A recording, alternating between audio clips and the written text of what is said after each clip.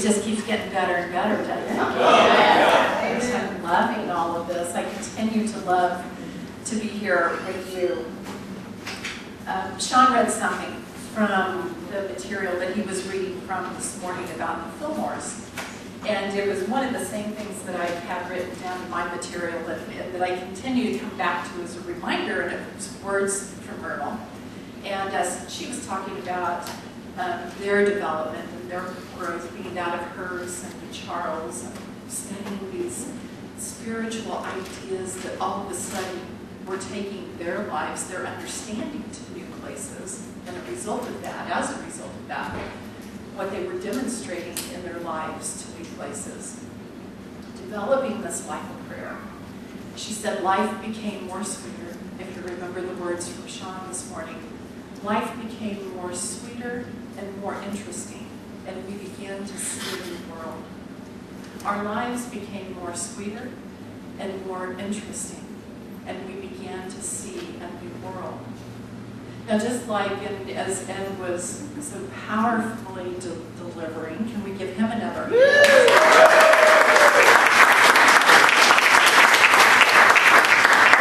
And just as Ed was acknowledging, life ain't necessarily so easy today, is it? I mean, certainly there are challenges. We see that.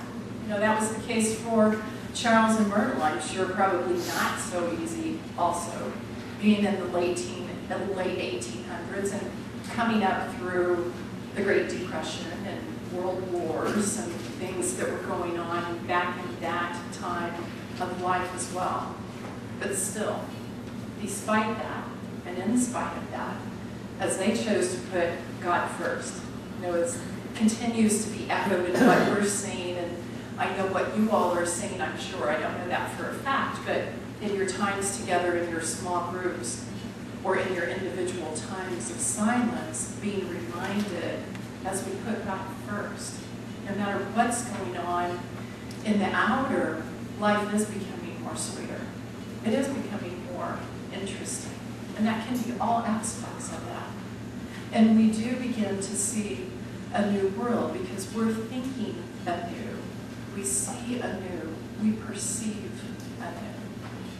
So it is a sweet place to be in, even though the external world is not often, it does not often show up as sweetness, nor sometimes do those circumstances and situations in our own lives. But to remember at its depth, at our depth, and at our core, is the source of sweet and the greatest definition of that in every way. I commented on Unity World Day of Prayer. Those of you that are in Unity communities, you have a World Day of Prayer celebration at your churches. Okay, many of you. Not so much.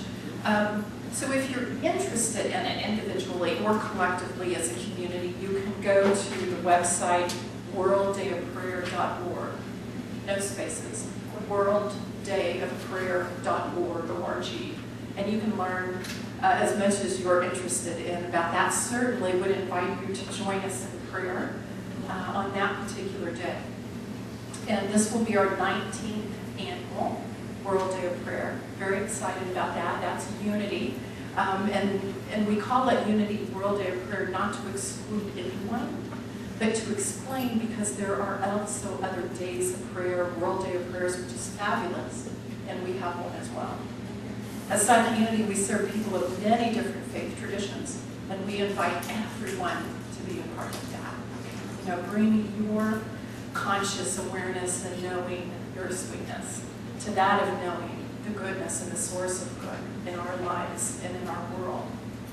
And so you heard me comment on that. I wanted to say a little bit more about that if you were interested. I also mentioned that our theme for this year is World Day of Prayer, and it's in September. It's the second Thursday in September every year. So that this year, that's on September 13th. We start our opening ceremony on September 12th, but on September 13th. And I mentioned the theme this year is from a book that you may be very familiar with by Eric Butterworth called The Universe is Calling. The universe is calling. I happen to, and always have, appreciated the works, the writings of Eric. And so this is another book that, if that title has meaning to you, perhaps you would want to explore that. It continues to be in print. The subtitle is even more meaningful, perhaps from a practical standpoint. Again, the title and the theme this year for us, The Universe is Calling. The subtitle of Eric's book is Opening to the Divine Through Prayer. Opening to the Divine Through Prayer. And hasn't that been what we've continued to talk about, to share about in our groups with one another, to experience as we've moved through that individually, collectively, in our time of silence? It continues to be about opening to the divine. And prayer then doesn't necessarily have, just as we talked about in many ways, it doesn't have to necessarily be kneeling by your bedside. It can be. It doesn't have to be sitting in a corner with incense burning and having to stay there in a certain position for 4 to 6 days or hours. It can be. It doesn't have to be perhaps about how we were taught or thought about that as a child. It can be. It's that which opens our heart. And again, as we were talking about our heart, I mentioned, and we love our beloved organ of our heart, and that's a part of us. And when I'm talking about our opening our heart, I'm talking about that aspect of our soul. It opens our heart. And you commented so beautifully, those of you that chose to get up and share, and those of you that I had the opportunity to talk to a little bit more about that, perhaps didn't choose to speak publicly, but how the silence for you, or something else about this week and our time together, has opened your heart. Opening to the divine through prayer. Prayer then can become, as we think of awareness, the activity becomes the prayer in terms of how that moves us to open our heart. But then it becomes all about awareness. A few quotes from Eric's book, and this is Eric Butterworth, The Universe is Calling. And Eric has a way, he always did, I loved Eric, but he could certainly offend people with things that he said. So as I'm reading from some of his words, I hear Eric speaking, and I hope it's not offensive in any way, but if it is, as things like that might be offensive to me, I always look at it as an invitation to explore that. But from Eric's words, he says this about praying. Praying for, and it's all that we've been saying, isn't it? Praying for more love, more life, more guidance is not a matter of trying to bring more to you, but to awaken to the more that always has been you, that is you. Praying for more love, more life, more guidance is not a matter of trying to bring more to you, but to awaken to the more that has always been you. We've also been talking about, in terms of, as we're talking about prayer, and as we believe in unity and in new thought, God is not being separate from us, but that oneness, and again, wherever your belief system and your credo and your theology takes you with that. But Eric speaks to that in his book as well.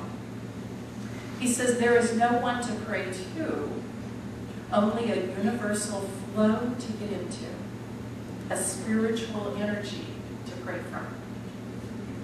He expands on that at another place in the book. And you can hear, those of you that know Eric, you can hear his voice with this one too, I'm sure. If you can just get the perspective of the presence, of course he's talking about the divine presence. If you can just get the perspective of the presence, then God is not someone to pray to, but a depth of awareness and energy to pray from. Sure. If you can just get the perspective of the presence, and again we're talking about the divine presence, then God is not someone to pray to, but a depth of awareness and energy to pray from. Again, that belief that we hold that God is not separate from us, but that God is I am, as we've been praying, as we've been continuing to experience and to know in greater depths as we continue to be together in that awareness. Eric goes on to say this in terms of how we pray. God doesn't require formal rituals.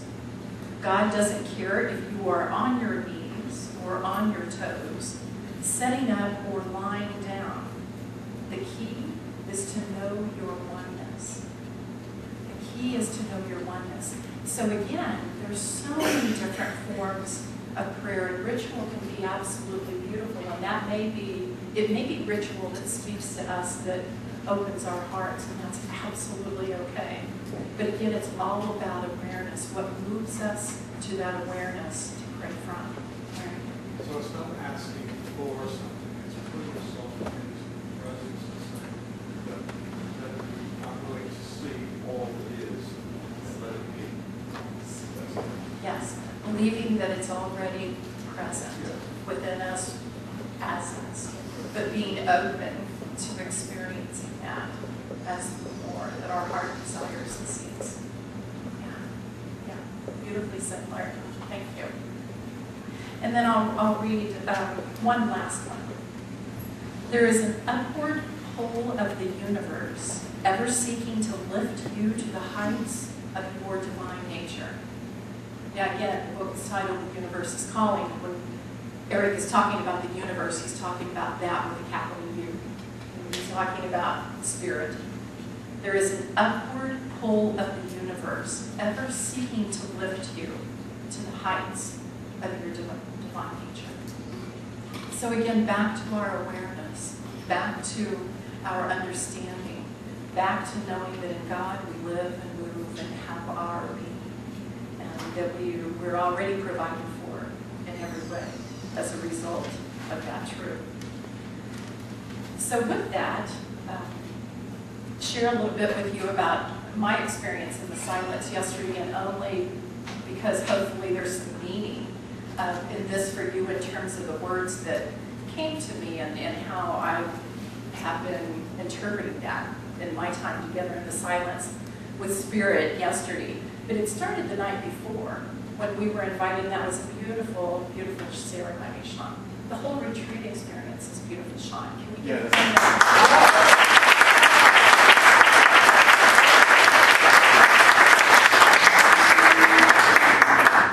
But, it started with that whole ceremony and with that whole process in terms of what is it that we choose to release.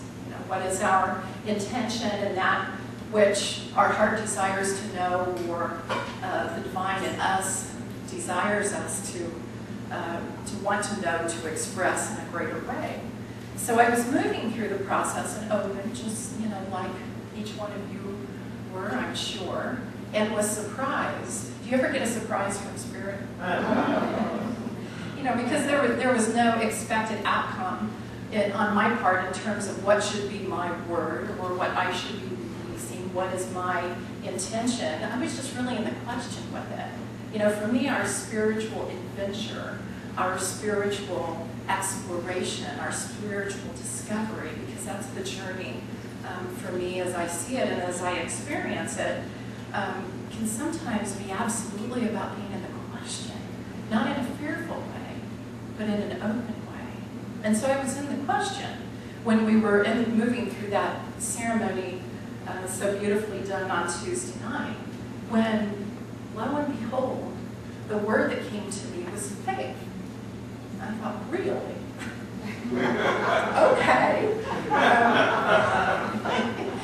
Just not what I would have typically expected.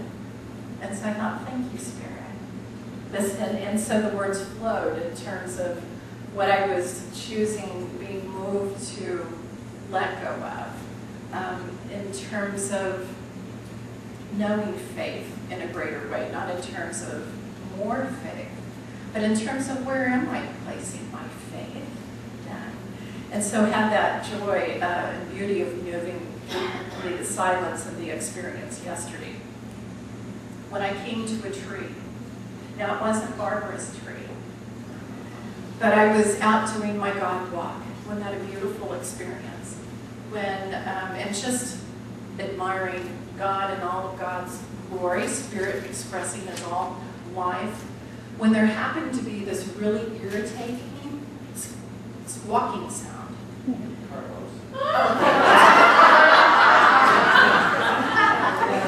I'm not sure whether it was a screeching or a squawking, but it started when I stopped for just a moment to observe this tree. I love all trees, and this was a beautiful pine tree. I love pine trees.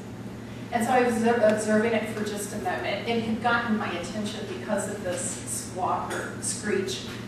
And Sean, I must clarify for myself, maybe for you if it's helpful. It was not livestock. Because being from the Midwest, a country girl that I am, if that was livestock, it would have been a cow or a horse or a sheep or a pig setting up in that tree. Kenneth loves pigs. That's the only reason I pointed to him. But this was wildlife of some kind that was trying to get my attention. Wildlife hang out in bars. So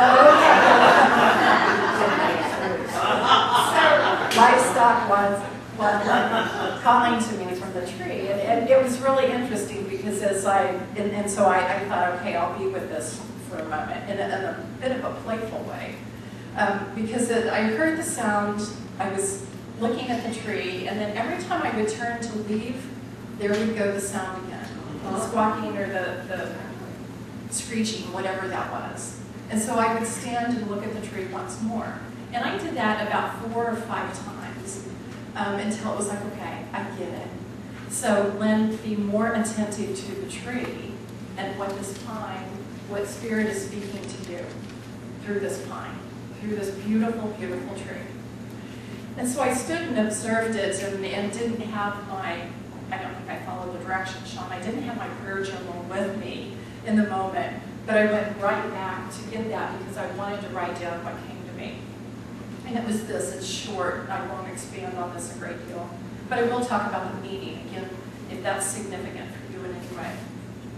So as I admired every element and aspect that was, in my view, the perspective about this tree, these words flowed through my pen in terms of what that meant for Lynn.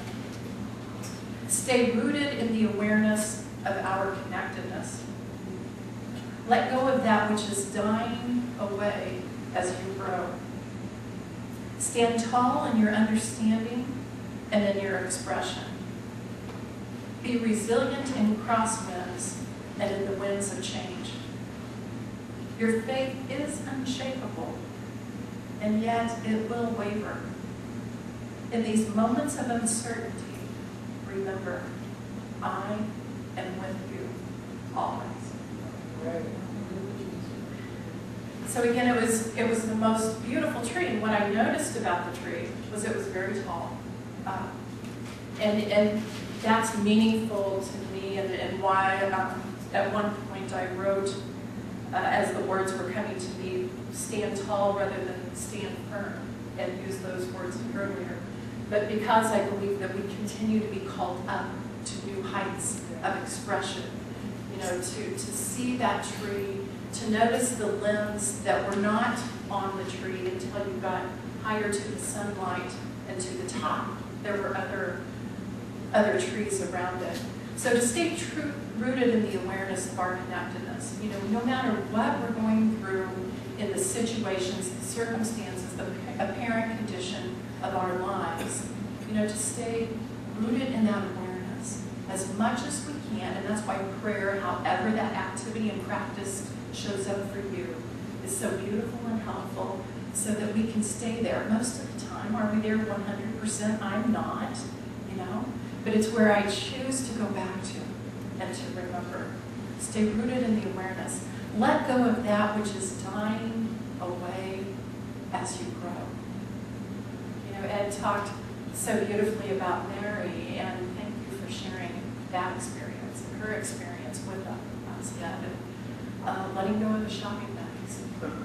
You know, and that may look like a lot of things in our life.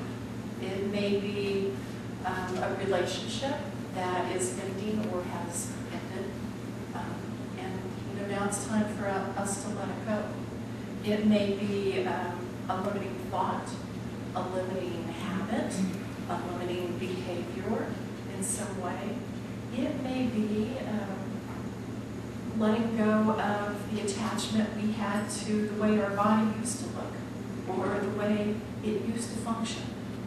You know, our attachments can kind of lock us in sometimes to being able to take that next height, in that next dimension in our height of spiritual growth and development. So the idea that we don't need to continue to feed those dying branches. Don't be fearful to let them go, because know that there's new growth in that next height of your spiritual dimension. Stand tall in your understanding and in your expression. You know, again, that was in terms of our truth and understanding the God of our being. And wherever we're at on the path at any particular moment, to claim that, to own that, and to feel really good about knowing that connection that we have. Be resilient in crosswinds and in the winds of change. We do have stuff blow through our life, don't we? Sometimes it's expected, sometimes it's unexpected, but knowing that we have these deep roots in terms of our oneness with our source, it's not going to completely remove us from being grounded. Your faith is unshakable, yet it won't waver. Spiritual being, learning how to be human. It's okay if it wavers in a moment. But if it does, and when it does, to remember, again, I'm with you always. So I hope that was meaningful in any way for you. That was my experience yesterday. I continue to be grateful for all of the teachers that are here in the room, and again, what you're willing to bring to the experience, both in the way of the words you're expressing, but in your consciousness expressing with your presence and your love in every way. One thing, and Sean, you're watching the time for me, I am. Okay. One of the things that I brought with you, again, talking about the World Day of Prayer experience, and this relates to what we've been talking about in terms of prayer, is a little packet of stickies. And you may think, great. Sean had a lot bigger, right? This is all part of the package. I know, this is part of the package. And the reason we sent it out with our World Day of Prayer information this year to those individuals that have raised their hand and like to receive that is because we've been inviting that focus. And so there have been some, I've done a few little short videos. They've all been the idea of practical prayer tips, and based on these little stickies. So I'm going to ask Sean and Carlos maybe if you wouldn't mind giving everybody a little packet, and then I'll move through the words not new to you. It's all the things that we've been talking and experiencing and practicing in our time together this week.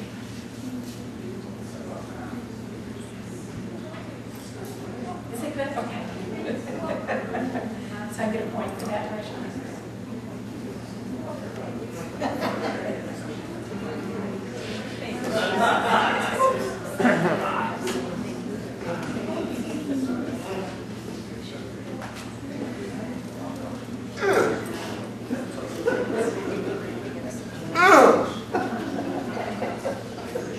I'd like to mean it.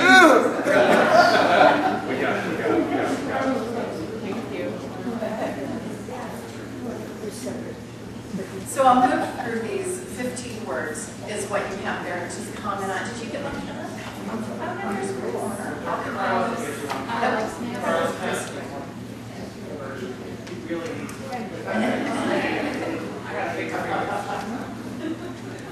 Did everyone get one? Did you, Carter? Yes, I did.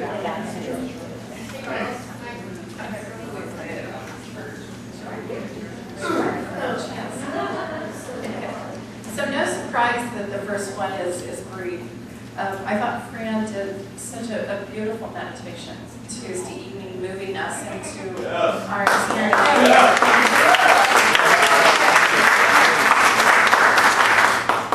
And that whole idea, that experience of bless, and I'll remember that, Fran, and beginning with breathing. You know, I've had these laying on my desk, which I've got a lot of things laying on my desk, but and move through my day at a rather rapid pace sometimes. But to see this laying there, and with the reminder of the first word on top, that's instantly what I do. It's the reminder to breathe. You know, it's the reminder to just take a minute to breathe in that awareness of divine life, the very breath of life, and that as we exhale, to let go. You know, anything about our experience or our thought in the moment, if we choose to, that's suggesting otherwise. So the words are not here to give you permission, but certainly just to be that gentle reminder. And I continue to find it such to me. So certainly and we're talking now all about awareness and a prayerful awareness. And to breathe can be a great place to start. Carlos has led us into our meditations and prayers beautifully with that invitation to take a deep, cleansing breath. It can instantly shift our focus. And with that, our awareness. The next word is relax.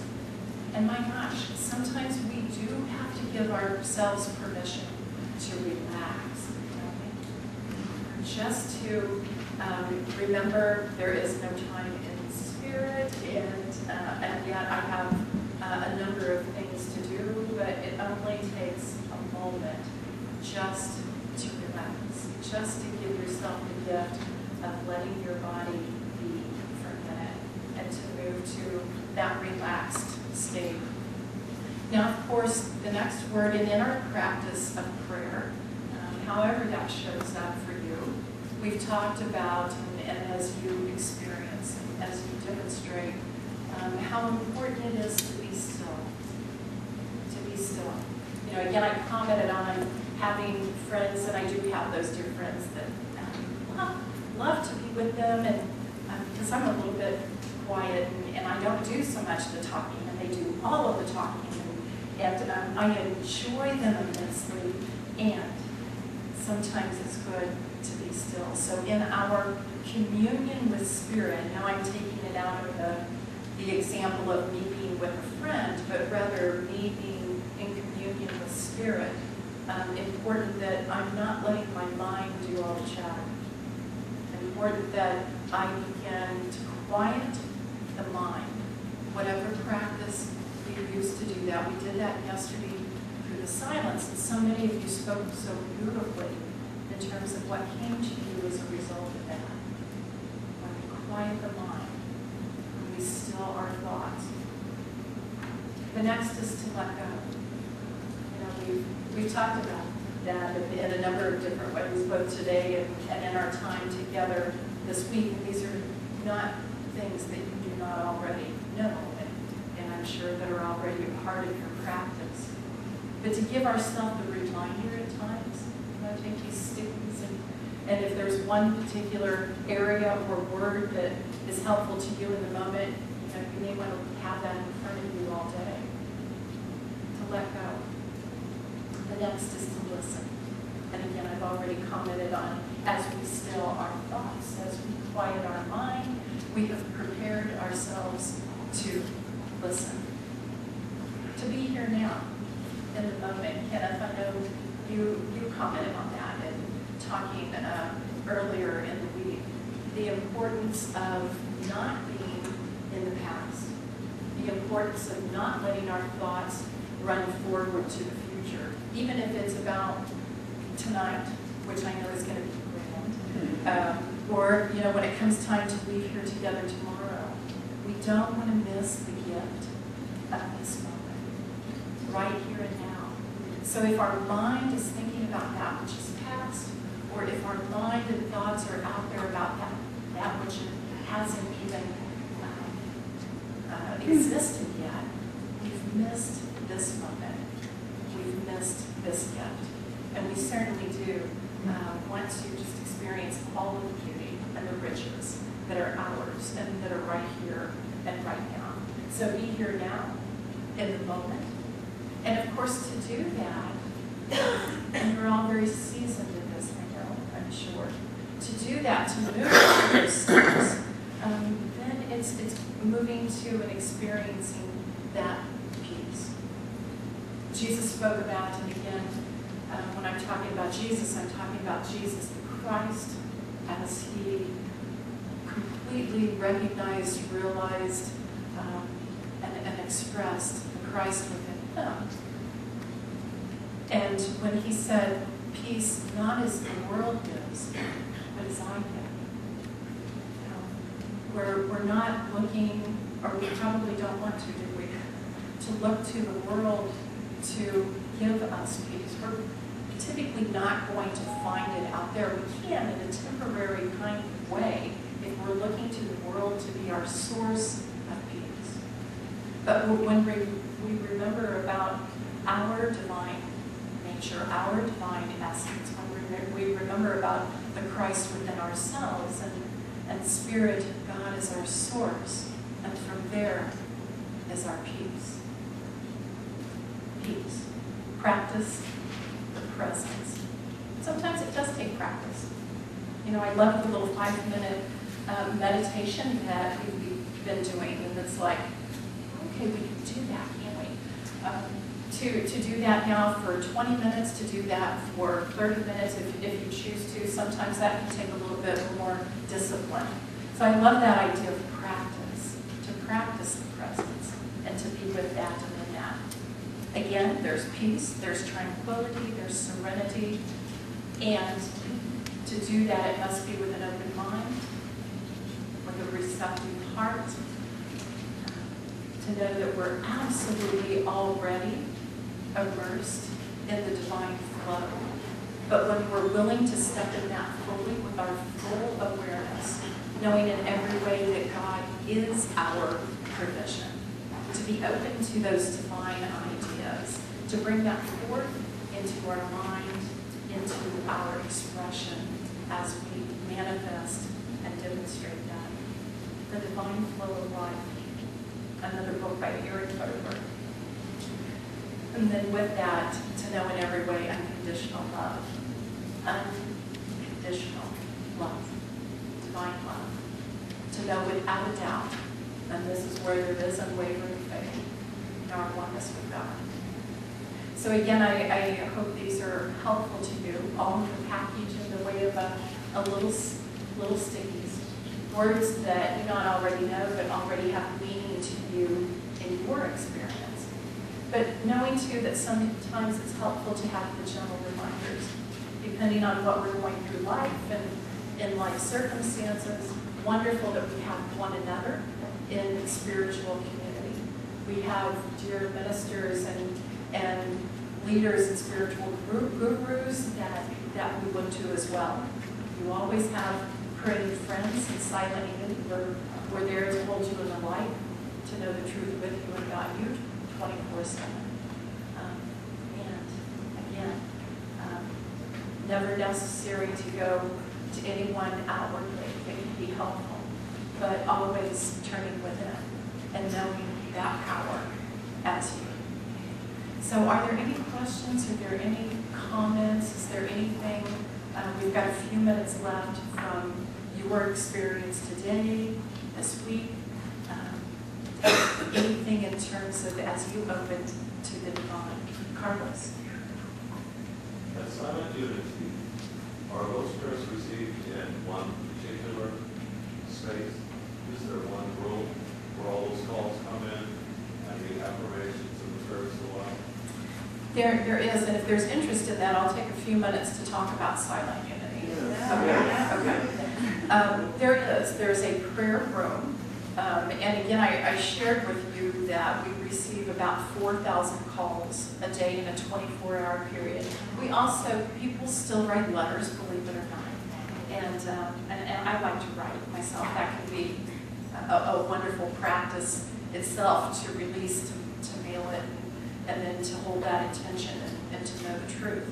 And people also submit prayer requests electronically at our website. You can go to silentunity.org, or you can go to unity.org and get there through prayer as well. So all of those are coming in. When the calls come in, and as Ed was talking so passionately and about the world, I was reminded about silent unity. I was reminded of how helpful it is at times. We don't want to shut ourselves completely out and away from the world. And certainly we don't in silent unity. Although we're there in the prayer room, I've said to people before, and it's very true, we have our finger on the pulse of the world. Everything you can imagine about the human condition, we've had that call. Now, the prayer associates stay very centered in prayer. And of course, what's theirs to do at that point that they're praying with you is to help shift that focus. If we're kind of caught up in the difficulty, I talked about shifting the focus from the difficulty to the divine, and any one of us can be. Certainly, it may not be what's going on in our own lives. It may be what's going on in the lives dear to us and the people that we love. And sometimes it can be a little hard for us to get to center. So we call silent unity if you choose to, if you find that helpful. And if they're inviting you then as they pray with you to make that shift. And as they walk you through that prayer and then invite you into that prayer. You don't have to, people have asked me, what's that mean? What do I have to do? Their first question to you will be silent unity, how may I pray with you? And again, I commented a couple of days ago when we talked about just to invite you to think about the prayer intention. What is your heart's desire for self or for another you may be calling for? And then you have an opportunity to say as little or as much as you'd like to about that. It can be helpful to speak that and to choose to let that, to move then from the difficulty, but to comment on that. Does everybody here know that Silent Unity is the world's oldest existing telephone prayer request line? Yeah, it was first, and it's going to this day. It's 24 hours, and you'll notice that nowhere did it say they counsel. They pray. They pray. There's no poor things. There's not a poor thing. And it's not about the story. It's about the prayer. How they pray with you. And that is wildly impressive. And there's no limit to how often you may call. Sure. And there's no charge. Yeah, you could be known as a frequent caller. I worked in the prayer room all the way through my 2 years working in the service. Everybody who was ever worked there could spend an entire week telling me stories when we nothing is ever no neighborhood. My favorite, that last thing she said is the woman called, and she's hysterical. And she said, I've been out of work for 2 years. I have an appointment this afternoon. I have an interview. Can't find my car keys. I looked everywhere. What I'm doing to me, and I could tell that she was looking for all around as she was talking to me. And I said, just following, absolutely what we were doing. I said, let's be still. Why don't you just sit down and let's be still together? And she said, I see them. They're on the couch. Joe! And it can be as simple as that. One friend of mine who worked there once ended up in prayer though, and we see your home.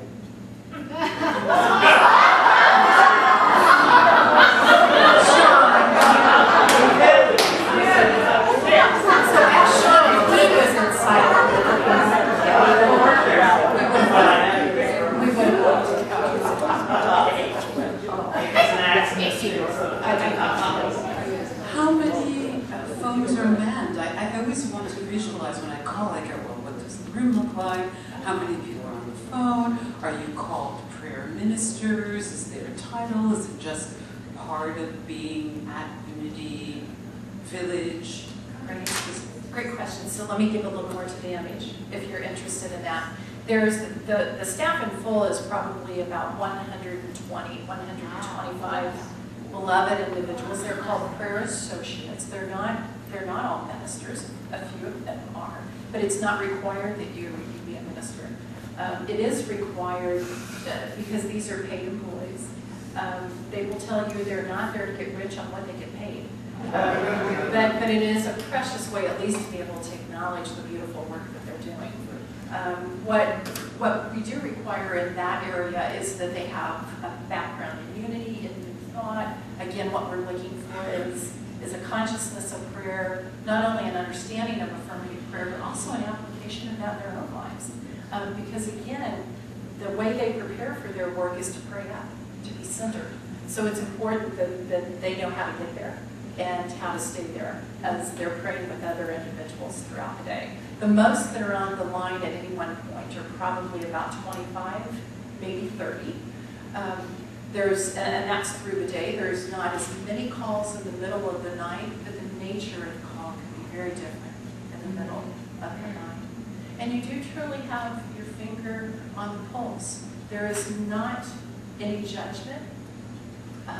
There are people calling from many different faith traditions. They're from many different walks of life. I've told people before, and it's a true statement, and we do not give names or certainly talk about any of the prayer requests because we maintain a sacred trust of confidentiality. But you would recognize the names of dignitaries to individuals that are on death row and every walk of life in between. How long you spent on the prayer? Usually, Larry, the call is maybe 3.5 to 4 minutes, because what they're not doing, as Lucy was commenting, we're not there to counsel and to advise, we're there to pray. We're there to help you shift that focus. And so many people have commented on that, whether they understand the method of affirmative prayer, whether they understand the technique of what we're moving through in that process. What they do get and what they will often write back about, that's not required that they have to, but many times they choose to, is that they were so able to move to a place of peace, to a place of calm, and as a result of that, in the awareness for them, or as they were calling for a loved one, how they were able to maintain moving away from perhaps emotion. Maybe it had a lot of emotion with it, maybe it had a lot of fear with it. We do that, and that's what but again, we have the tools and the understanding and the means to know that we don't choose to stay there. We don't choose to stay there. We choose to live to a different awareness instead. So to have individuals to pray with us, again, whether that's in your spiritual community, whether that's beloved friends, whether it's silent unity, it can be helpful for any one of us to have someone's that we can turn to, that we can move back to that place of peace, of calm, of knowing with confidence. Sarah, and then over here. Sarah. Oh, I heard it. Thank you. Thank you. I'm going to back up just a little bit because it's going through my head. I totally embrace all this affirmative prayer. I use it. I know that it works. But I'm also thinking about times when I've been in the valley of the shadow, deep pain, feeling separate, and the prayer that has come up out of the depth is something like, help! And that's awesome. And just deeply feeling that and having that prayer answered. It's powerful. That kind of prayer can be very powerful. When you're sort of letting go and saying, I don't know, yeah. Then you can go on and take the next step and get to all this other good stuff. Yeah. And I think you make a beautiful point, Sarah. And I've always said, and I believe that, there's as many different ways of praying as there are people. And whatever is our heart's desire of expressing, that is a prayer. Ed talked about that which is efficient and inefficient. I've talked about prayer that way in terms of what's effective and ineffective. That sometimes there's just different ways for us and different practices that we find effective and we don't. But, you know, if it's that help, and if it's that our heart is open, and that becomes really kind of an act of surrender on our part, and there we are. We've let go, and we're ready to know and experience in a never deeper way. Thank you for sharing this. No, please, I was just going to get it together. Oh, anyway, I use, as I told him, I use silent unity all the time, and I have a rich support line, but I have to say, after hours, if I can't sleep and I can't gather my wits or calm down, and you know, the drug pushers, my doctors will gladly give me a pill for that, but what I've discovered is that if I call silent unity and work through it in this prayer, I told you this, and I've had a hard time listening to your voice for this very reason. I call and I hear the voice of the prayer chaplain, and I go into this place that is so serene that words don't matter. So it's a lovely, lovely experience, even when you're not in crisis. And I know what Sarah's talking about, surrender, but this to me is so nurturing that I have it on speed dial, and I'm giving it to all my friends. We're there to support. Lynn, do the prayer staff still rotate into the prayer chapel? Because that was the most powerful experience for me, is that every 2 hours for 20 minutes you move into the prayer chapel to sort of renew yourself and to focus on. There are always prayer requests that have been mailed in that are left in that room, and the energy in that room could heal anything. I was just wondering if they still do that. This is got larger. Yeah, thank you. And that's something I haven't commented on yet. You know, in terms of nurturing our consciousness, whether that's for us individually in our prayer times and whatever that looks like to nurture our consciousness. Certainly for silent unity, it's very important for us individually and collectively. You know, Myrtle used to write about silent unity as a battery of prayer. We keep that battery of prayer charged. It keeps us charged in that way. So that which is continuous in silent unity, and it has been in the archives, I've looked back, and really the first record I find of it is a practice Charles and Myrtle did in their home. What we keep is a continuous vigil of silent prayer. A continuous vigil of silent prayer. This has been going on for decades. Charles and Myrtle kept a candle lit in a window of their home, and Charles would stay up very late into the night, and at the point he got ready to go to bed, Myrtle would get up, and so the prayers continue. What that looks like in silent unity, and again, this is decades that we've been about this practice to nurture this consciousness, this energy of prayer, is every prayer associate, that's part of their workday, their prayer day. They will go in for 30 minutes and be part of keeping this vigil of faith for everyone holding the high watch, everyone that we're praying with and for. It's not about names and needs at that point. It's about knowing the one presence and the one power active in the universe and in every life that we're lifting up in prayer. And so I think it's like a beautiful spiritual prayer guard for all the most positive prayerful reasons. Someone's going in on the hour, coming out on the half hour, and then at the same moment the next individual is going in. And it is a palpable energy, because people have been praying there in the silence for years, for all of you. And that practice continues. So again, thank you for giving me a few moments time. Well, I thought you told me you were itching or something.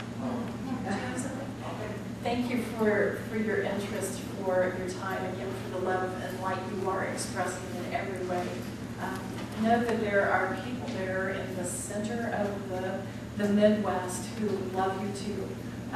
There to embrace you in prayer any way, any time that we can. So wonderful to be able to be here with you to put a face to that.